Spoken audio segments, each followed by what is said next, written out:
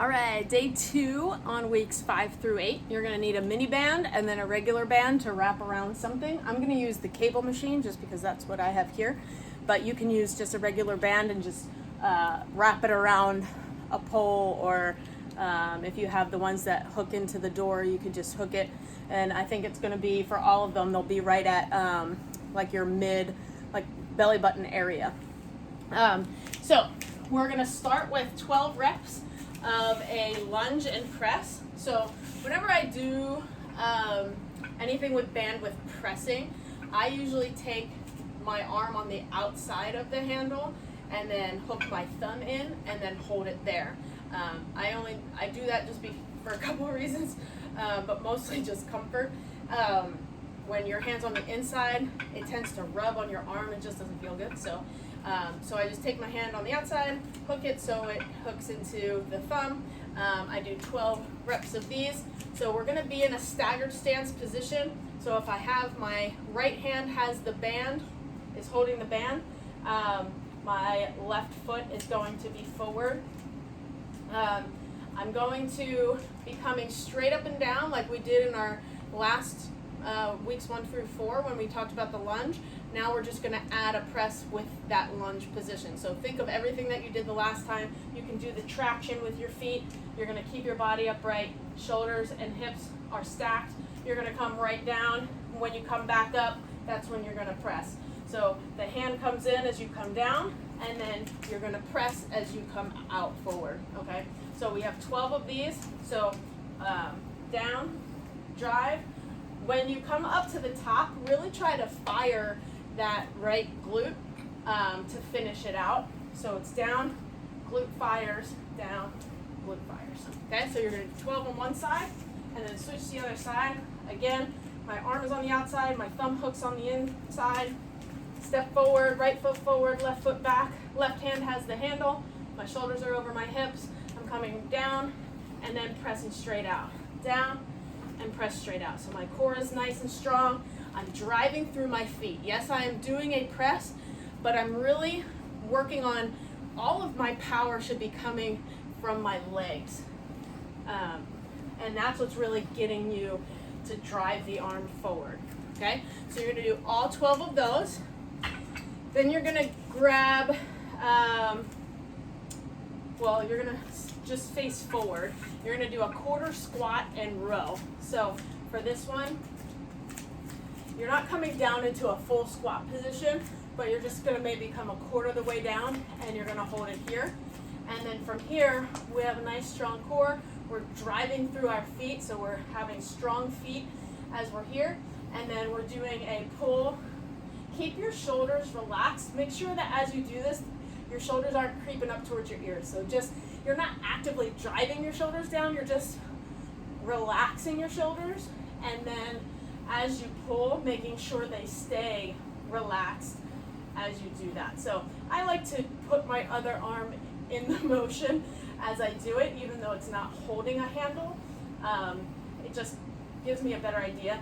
The other option you could do is just place it right on like your rib cage to make sure that your ribs aren't flaring, but that they're staying relaxed. And then moving from here. So you get that squeeze in the back and relax. Do all 12 on one side, then all 12 on the other. Again, just like when we did on day 1 with the plank row, we want to make sure that the shoulder stays relaxed and that our shoulder blade is initiating the motion. And then again, it's not, can I get my hand all the way to my armpit? It doesn't matter. You're just coming as far as you can. There actually should be space between your hand and your armpit. If you are finding that your hand's all the way in by your armpit, either your weight is too light or you are not you stop using your shoulder blade, and your shoulder's gonna jump forward to try and just finish that motion, which isn't really doing anything for you. So you wanna make sure that the shoulder just stays back and relaxed, and we're not in that, rounded shoulder position, but that you take like your shoulder blades and just open them, or the front of your shoulders, and open that space between, and then you're doing your row from there. Again, just maintaining that quarter squat position the whole time. The next exercise is a mini band squat. So for this one, you're gonna do 15 of these. You're gonna place the mini band just above your knees. In our weeks 1 through 4, we did the side step squat. This one we're just stationary. So for this one, I would use weight for, because why not? So we're gonna do 15 of these. Our feet are about hip width apart. We wanna make sure that our toes are spread and we're driving through our feet. Again, pressing fully through our feet as we go up and down, and making sure we're not shifting too far into our toes or too far back into our heels, but that we have an even balance between. So you can hold 1 dumbbell in the front like a goblet squat, or you could hold 2 at your sides, whatever feels more comfortable. You could hold them up at your shoulders, wherever you feel the most comfortable. But our main goal is that our knees are staying pressing into the band as we go up and down, and that we're driving through our feet, and also making sure that we have good positioning with our back as we come up and down, and that we are coming directly straight up, straight down. There's no deviation, no shifting into one hip or another as we do that. And so we really want to make sure we're feeling that in the glutes, and that we're not tipping too far forward as we come down, no big rib flares, and that our knees are indeed pressing into, not pressing so far out that the insides of our feet pop up. That should not happen, but we want to just keep a little bit of pressure on, because that's just going to turn the glutes on even more to make them wake up to keep doing what they're supposed to do. So then we're going to go to a band 1 leg balance row. I don't think I wrote balance in your thing, but it's a 1 leg balance row. So you're going to face your band again. This time we are going to, you're going to be standing on 1 leg. Let's go with the we'll go with the opposite leg. So whatever leg you're rowing with, you're going to stand on the opposite leg of that one. So we're going to pull, stabilizing on the balance leg, making sure we're not like leaning super far back or that we're hinging all the way forward, but we want to be upright, get a little bit of activation here, and then we're going to do our 1 arm balance row. So this leg is having to stabilize while the other side is doing the row. And you could play around if you're doing each round. You could maybe even switch it up and do same arm, same leg. That's going to just give you a different challenge. You might find yourself feeling a little more wobbly that way. So if it feels like you're trying to work too much on balance, and you're not getting the exercise, then I would just stick with opposite leg, opposite arm, and do all of your reps that way. Again, we want to make sure our hip stays in line, that we're not shifting out, and that our ribs are relaxed, our shoulders are relaxed. We're driving through the leg that we're balancing on, and we're doing that nice row. Okay?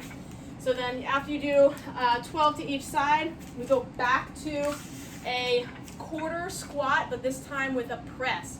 So we're facing back the other direction. And we're gonna, instead of being in a lunge like we were before, we're gonna be in a quarter squat here.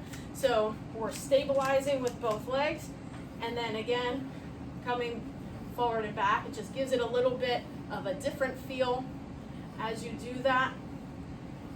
And your core is gonna have to work against that rotational movement to get that done. So you're going to do 12 on one side and then switch and do 12 on the other.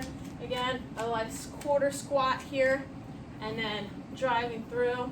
Keep your head in line. Really make sure that you're not necessarily tucking your chin back, because that just puts more strain in different areas. But you do want to keep your chin in. You don't want your head really far out. Do keep it in, and just keep it in line as much as you can as you do this exercise. So you should feel that in the oblique on the side that you're pressing on. And you should be getting a nice press, nice drive through with your pecs as well. So then from there we're going to go to a band Pallof press. So a Pallof press is basically a standing side plank. And so what you're going to do, you're going to do 10 of these. So you're going to take your band, you're going to hold with both hands. I like to do like an interlocking grip on the handle. You're going to bring it out in front of you. Find yourself in kind of like that, a little bit, not as deep as maybe a quarter squat, but just a loosening of your knees. So we're right in line with our band. Our hands should be about belly button height. We're going to keep everything strong and stable. Drive through your legs through the floor. So really thinking about just your feet pushing through the ground. And then you're going to press your arms out and bring them back in. Press them out. Get an exhale. Inhale as you come in. Exhale out. Inhale in.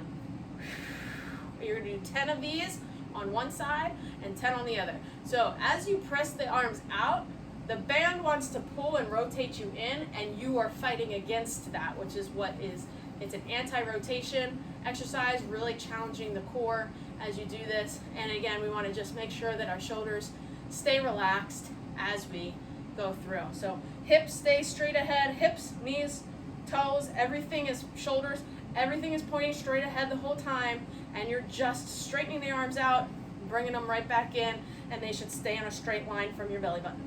So from the back side, not that you'll really tell too much of a difference, but again, we want to make sure toes, knees, hips, shoulders are all staying in line. Our core is strong.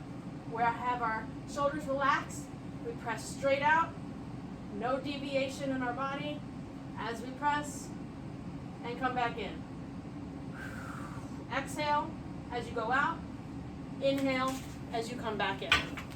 Okay, so we do 10 facing each way, and then we go back to our mini band for our forward and backward band skaters.